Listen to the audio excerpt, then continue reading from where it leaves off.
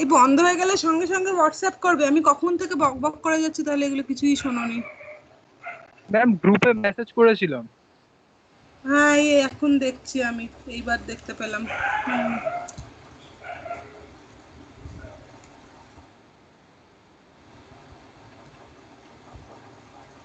আচ্ছা, আমি এখান থেকে বলছি, আমার মনে হয় আগের দিন যেভাবে ডিসকাস করেছি আমি এখান থেকে বললেই it should be okay.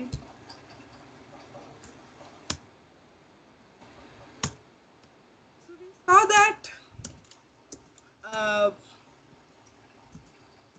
in ma'am quantum আজকে mechanics, প্রবলেম হচ্ছে খুব, আমারও নেটওয়ার্ক প্রবলেম প্রচন্ড, কালকে অর্ধেক সময় শুনতে পাচ্ছি না, পুরো ইন্টারনেট কানেকশন। আগে তো বোধহয় বিএম তো বোধহয় ক্লাসে নিতে পারেননি না নেটের জন্য। না, লোডশেডিং হয়ে গেছিল, ওনার কারেন্ট ছিল না। আচ্ছা, এখন দেখো যতটা শুনতে পাও, আবার যদি একদম কেটে যায় তখন আমাকে তাহলে আবার পিং করো। হ্যাঁ, আমার হোয়াটসঅ্যাপটা আমি পাশে খুলেই রেখেছি। Okay, so in quantum mechanics we are dealing with an infinite dimensional space, and since in quantum mechanics all functions have to be normalized, that is they are square integrable, therefore they are part of the Hilbert space. So now we have narrowed down from an infinite dimensional space to a certain finite space, which is the Hilbert space, which consists of functions which follow this inequation basically. All right. So first important statement that we made was that wave functions exist in the Hilbert space. Next important function from Schwartz inequality and the concept of inner product is the fact that functions should be such that the operators are always the expectation values of operators are always real, which means that they must follow the equations which makes them Hermitian. So in quantum mechanics, observables are represented by Hermitian operators. So we are in the Hilbert space and we are dealing with Hermitian operators. And finally, we have the concept. Yes? বলো বলো। Hello.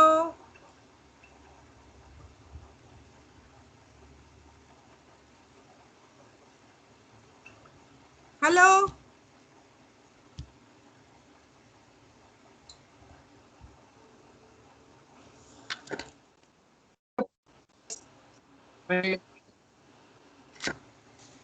কি কেউ শুনতে পাচ্ছ না, দেখতে পাচ্ছ না, কি বলো?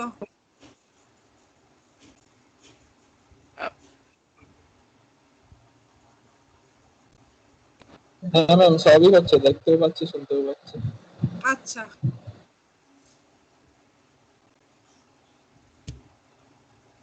okay. So now we have the concept of determinate states, which comes from the fact that since we have introduced expectation value. Why did we introduce expectation value? Because we know that in quantum mechanics we have shifted from deterministic to probabilistic. Now since the values or observations become probable, therefore we have to find out those instances where they are deterministic. All right, and for that we had, remember, we had introduced the concept of eigenvalues. We know that when we have an eigenvalue operation, we have an eigenvalue equation, then for that particular operator, that function will always give the eigenvalue. Like for example, the energy eigenvalue. If you operate the Hamiltonian on the wave function, then you will always get the energy, the total energy or the allowed energies as the eigenvalue. If you measure the ground state energy of hydrogen atom, for example, you will never get anything other than 13.6 MeV. So that is a deterministic state, determinate state. All right. So we have the concept of eigenvalues, which means the standard deviation should vanish and you get the eigenvalue equation. So we have our final statement is that determinate states are eigenfunctions of the corresponding operator. So now you can write down safely that when you are doing an anything, you are analyzing anything in quantum mechanics, you are working in the Hilbert space, you are dealing with Hermitian operators, and you are dealing with eigenfunctions of such operators. So now that we know that we are dealing with eigenfunctions of Hermitian operators, we might as well do a little bit of discussion on eigenfunctions of Hermitian operators. What do they, how do they function?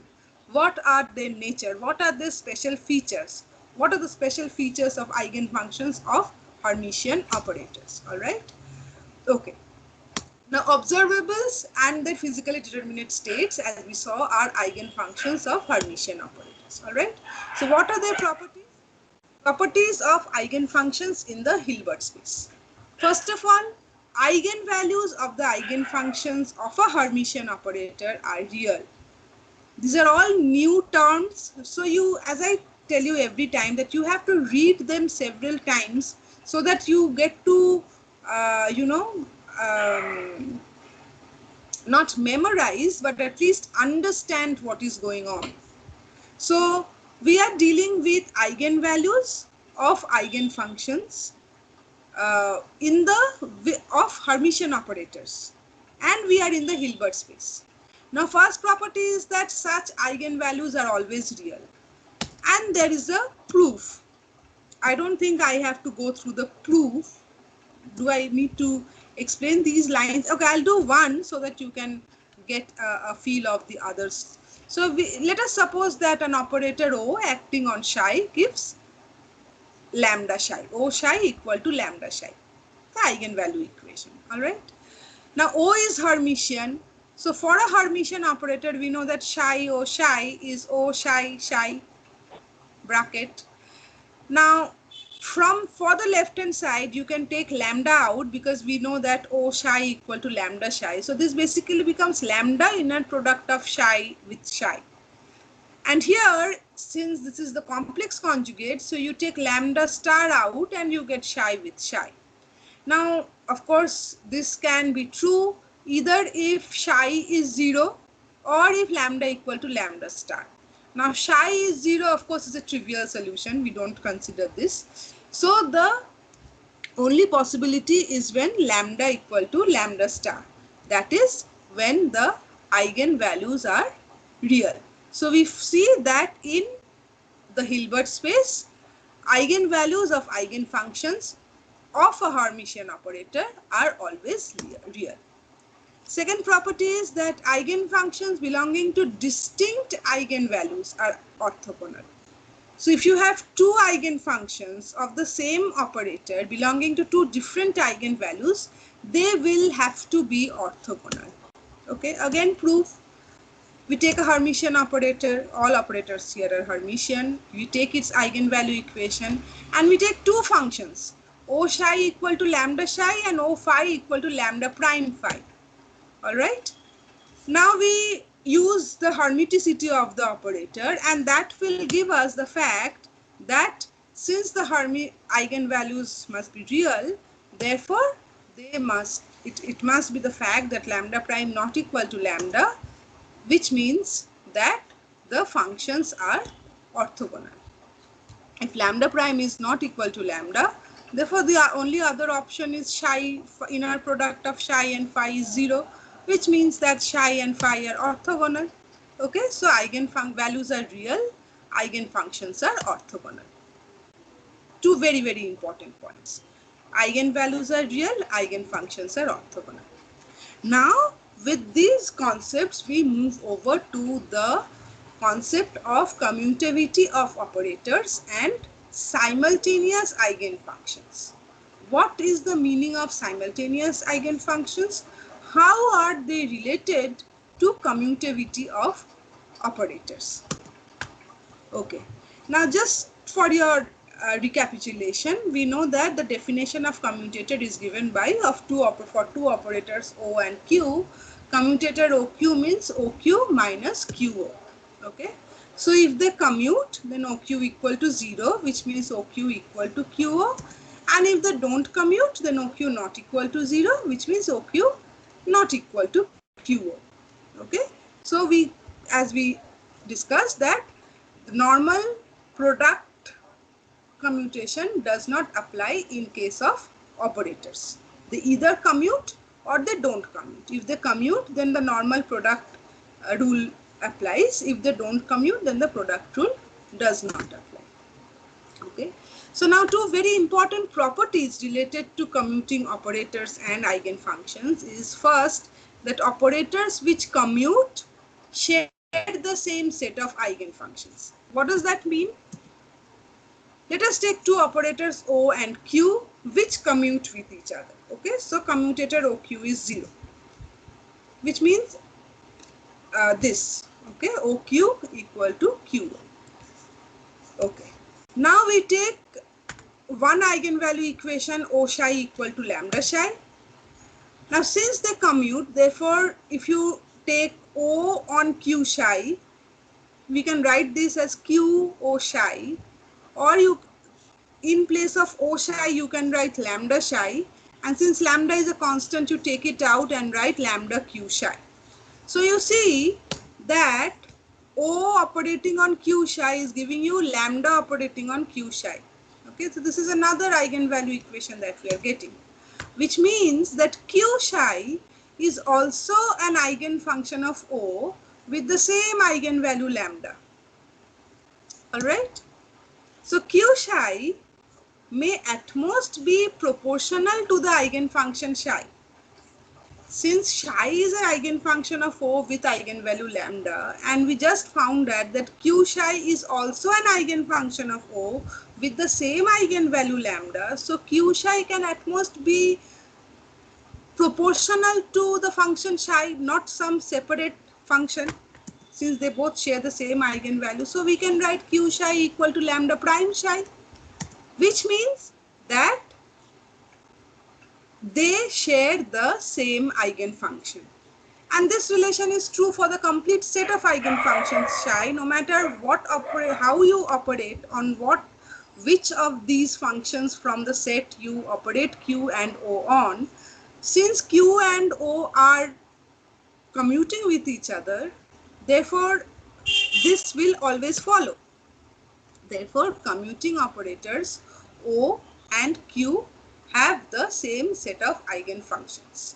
Very, very important property of commuting operators and eigenfunctions and their eigenfunction. All right. Now, what does this mean? This means that measurement of the observable O for the state psi gives the outcome lambda. This is the physical reading. If you read an eigenvalue equation in language, if you want to read an eigenvalue equation in simple English language, what does it mean? It means that if you operate O on the state psi, the result of your the experiment observation is lambda. Okay? And for Q, it means that if you operate Q, that is, if you measure the observable Q for the state psi, the resultant outcome is lambda prime. This means that these two observables are compatible and simultaneously measurable. Okay, I'll just repeat this portion once more. From the concept of mathematics, if you just see mathematically, then we just now, okay, so just before this. So if you just do some mathematics in your Hilbert space, you see that if you have two commuting operators, then we just found out that they share the same set of eigenfunction.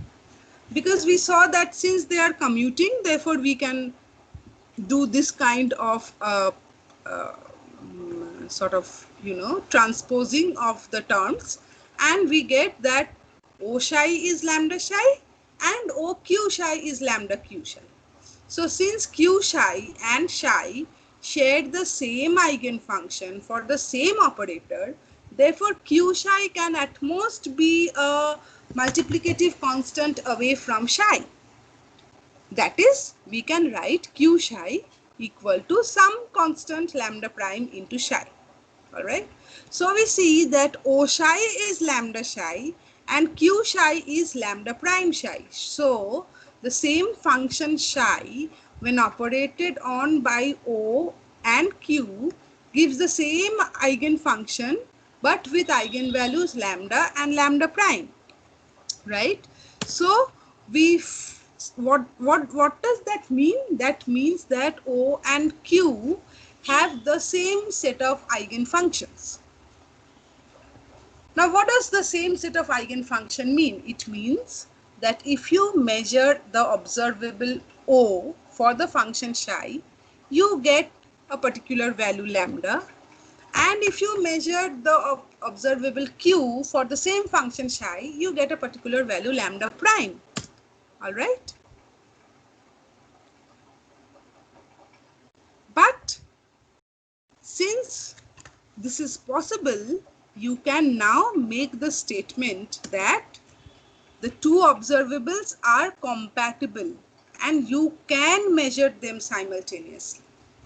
Measuring of O will give you some value, measuring of Q will give you some other value, but there is no restriction on the simultaneous measurement of these two observables. All right. On the other hand, you can alternatively say that operators that share the same set of eigenvalues, eigenfunctions, commute. So if they commute, they share the same set of eigenfunctions. Alternatively, if they do share the same set of eigenfunctions, then they commute. So this is a vice versa condition. All right. So we consider two eigenvalue equations, O psi equal to lambda psi and Q psi equal to lambda prime psi. All right. So they share the same set of eigenfunctions. Now, Q O psi, you write lambda psi in place of O psi. You take lambda out, you get lambda Q psi. But Q psi is lambda prime psi. So basically Q O psi is lambda lambda prime psi.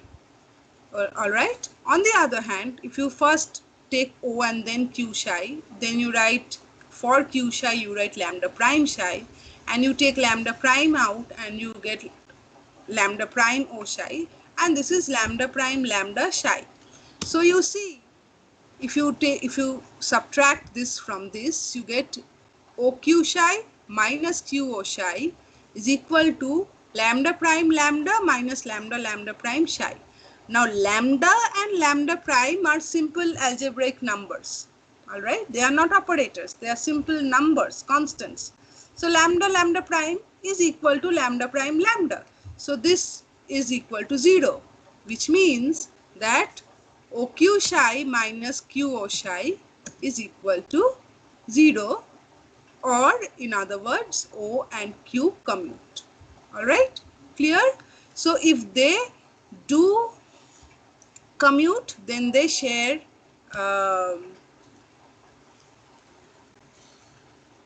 your class is at 6:30 with VM. So if they do commute, then they share the same set of eigenfunctions, and if they share the same set of eigenfunctions, then they commute, the vice versa condition. So operators having simultaneous eigenfunctions commute. Two very, very important statements. What does this mean?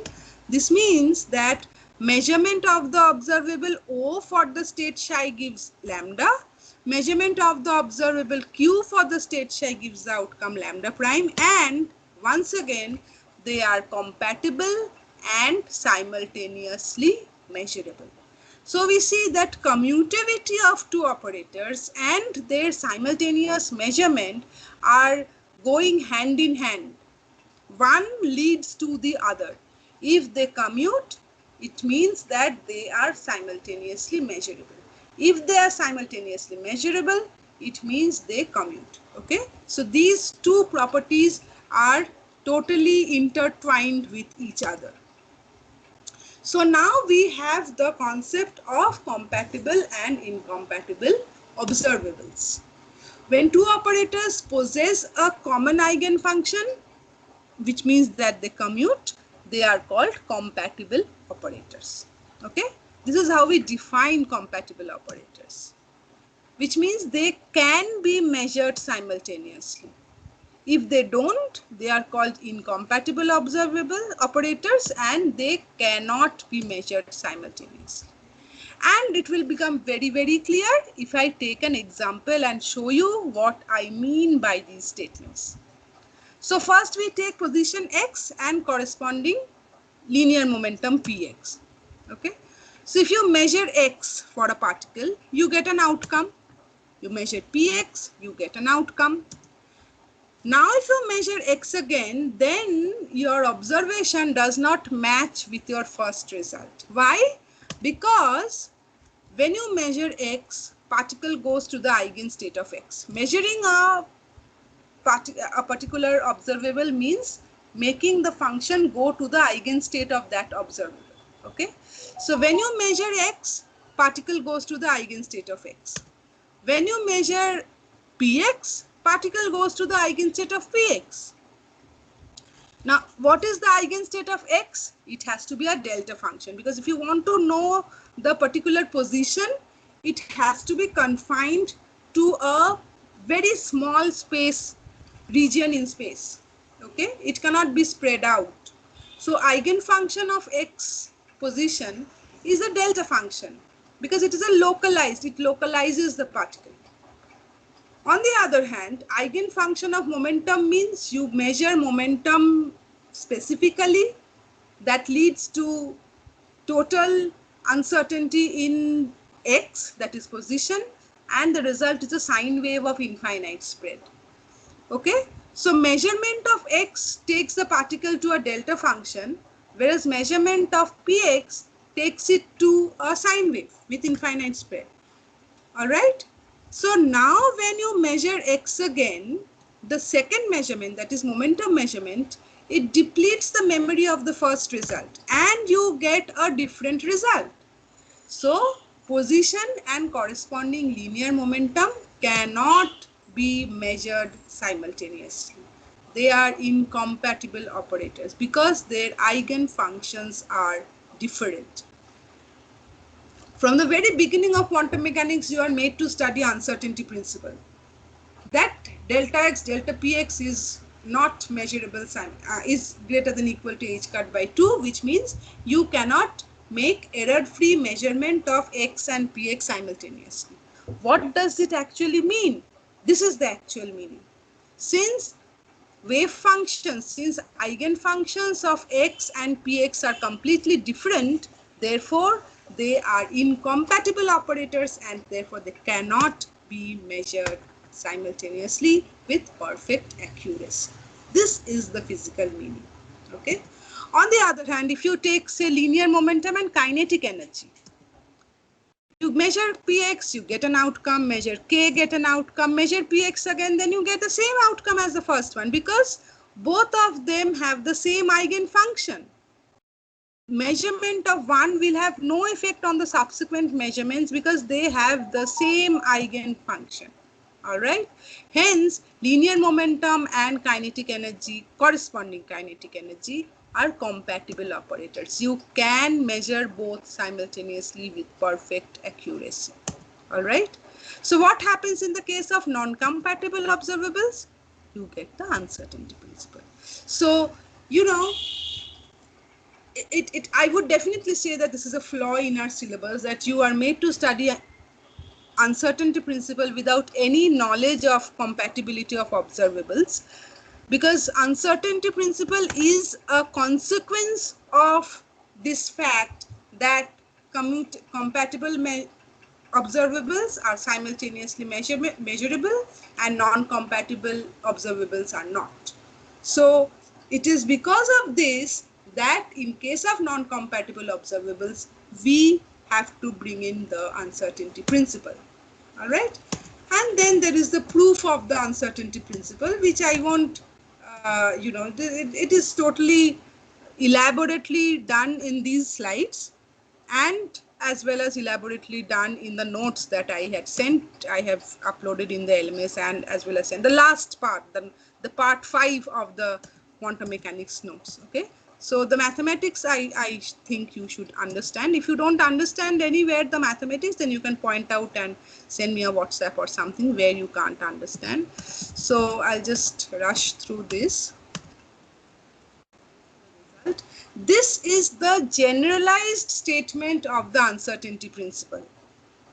A and B are any two observables, and the generalized statement of uncertainty principle gives us this. Okay.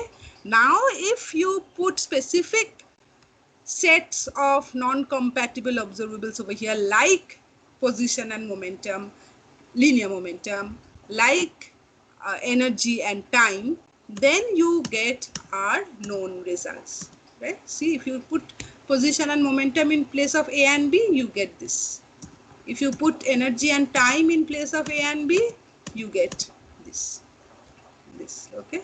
So the uncertainty principle thus tells us that the relative minimum size of the uncertainties in the values of the two non-commuting quantities, if we try to measure them simultaneously. It doesn't tell you that we cannot measure them. We can measure them, but we cannot measure them with absolute accuracy. Whereas if they would have been compatible observables, we would have measured them with absolute accuracy. There would not be any uncertainty in their values. But when we are measuring non-compatible observables, then the uncertainty comes. Okay?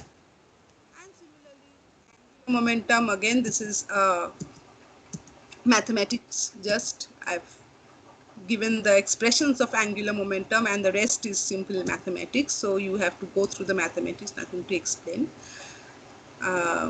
And again, the commutation relation for the angular momentum are also algebraic operations. So nothing to explain as such. You have to just go through the mathematics. But the result is that Lx, Ly, and Lz are incompatible observables, and therefore they do not possess simultaneous eigenfunctions.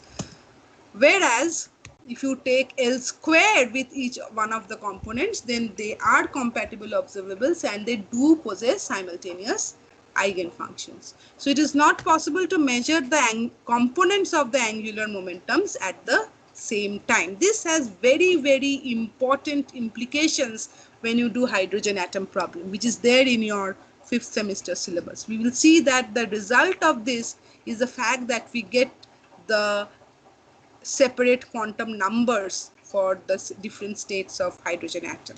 Okay, we'll see that. Again, this is mathematics.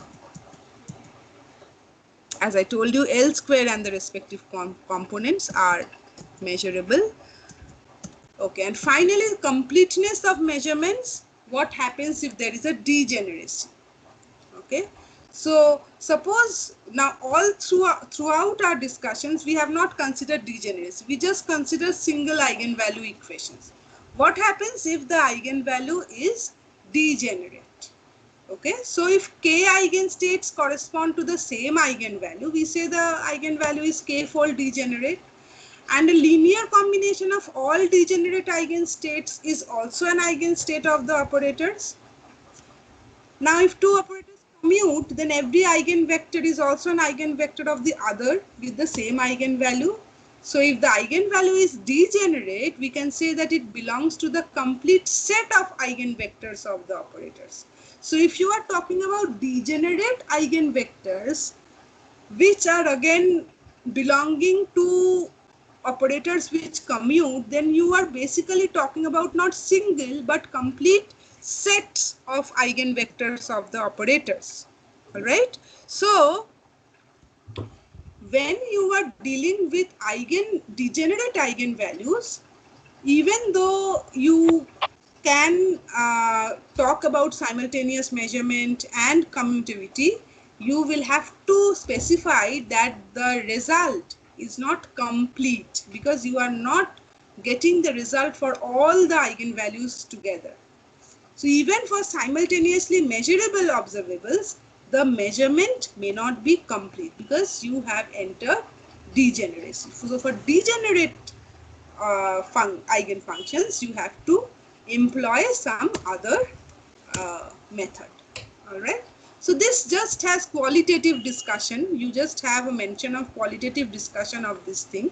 So you just go through this slide and whatever I've written in the notes, and I think that will suffice, at least for your case, what you should need for your examination purpose. All right.